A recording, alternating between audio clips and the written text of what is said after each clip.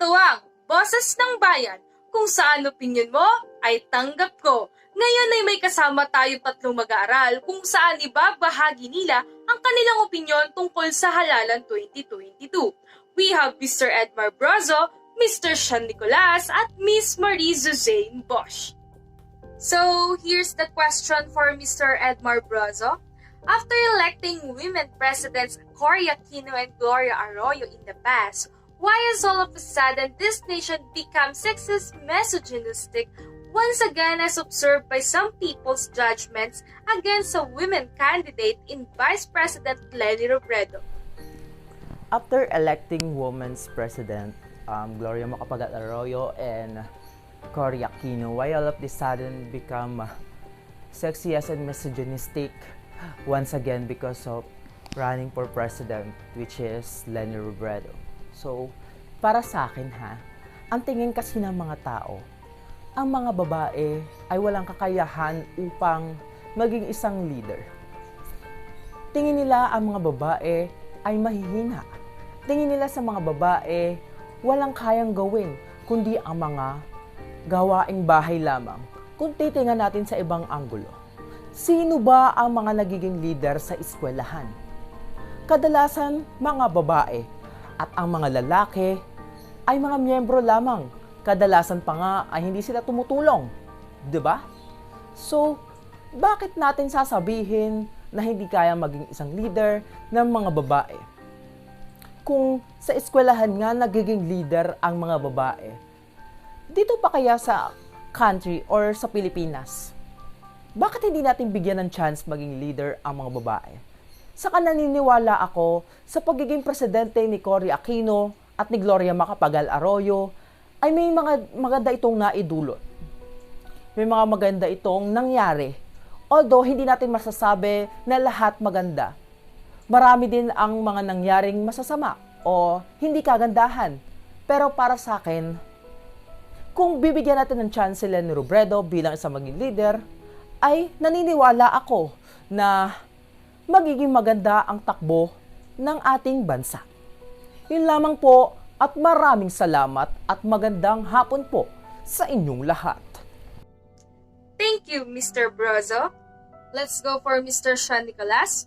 On one hand, the Duterte influence is still a factor in this election as many of his endorsed candidates won big time as seen in almost swept senatorial lineup presumptive winners. On the other, you know as a media student that too much power is not healthy in democracy. What do you think this nation is physically, you as mass media practitioners can do to at least seek balance to power and control among the Marcoses, the Dutertes, and the society we serve? As mass comm professionals, it is our duty to check and balance the power of all government positions, not just the Marcoses or the Dutertes, but every last one of them, because it is a principle of being not biased, doing all the necessary coverage of every government position, every politician, so that everybody is checked, and remind the people that the public, us, the masses, have the power and not the government, because we are a democracy. The government serves the people and not the opposite. And mass comm professionals should provide solutions and not worsen the age-long, immemorial historical problems that plague the Philippines for so long up until today. We should foster that critical thinking to innovation, development, so that our country could prosper and our long-term problems could be gone for good, and we develop as a first world nation, a prosperous nation, not a third world stricken with time immemorial problems here in the Philippines. This is our job as mass comm professionals: uphold democracy and fair journalism and news and public affairs. Thank you, Mr. Nicolas. And for the last, Miss Marie-José Bosch. This is the question. Truly research on what presumptive President Marcos Jr. and presumptive Vice President Duterte can do to this nation in the next 6 years? Annotate by finding time to voice out your personal message to them as media representing the society. Some people say that it takes a lot of courage to be a leader. Some, they believe that a college degree is not the sort of requirement to be a leader. In the past 6 years, nakita natin yung development na hinihingi natin, di ba, in the previous governments, or should I say, the previous leaderships. Pero, are these developments enough to cover the truth within our government? The answer is no. In the next 6 years, our presidential candidate Ferdinand Marcos Jr. made a promise to all of us that the word unity will be the image we would always wear. But, if you look deeper, this promise is the same sa promise ni former President Duterte na we will rise as one. It may differ in spelling, but the plot is just the same.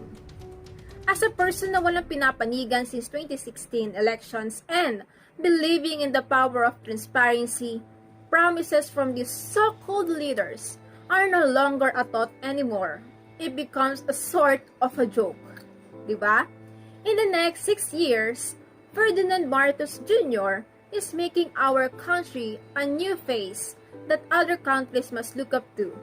According to Fatima Go, an assistant professor of communication research at University of the Philippines, College of Communication, said that this information is priming the audience to rationalize lies and distortions. That was true. Diba? Totoo naman talaga eh. He always placed the victim in his action. That action is the same with former President Rodrigo Duterte. Diba? Voiceless people become deaf because of the reality that slaps in their faces. Unity, rise together, uplift the voice of the poor, be the image of the truth in the youth. These phrases will not make it happen if you don't start making a change into yourself. Thank you, Miss Bosch. Maraming salamat sa inyong tatlo. Abangan muli ang susunod na sesyon sa Boses ng Bayan. Princess Romero, naglilingkod.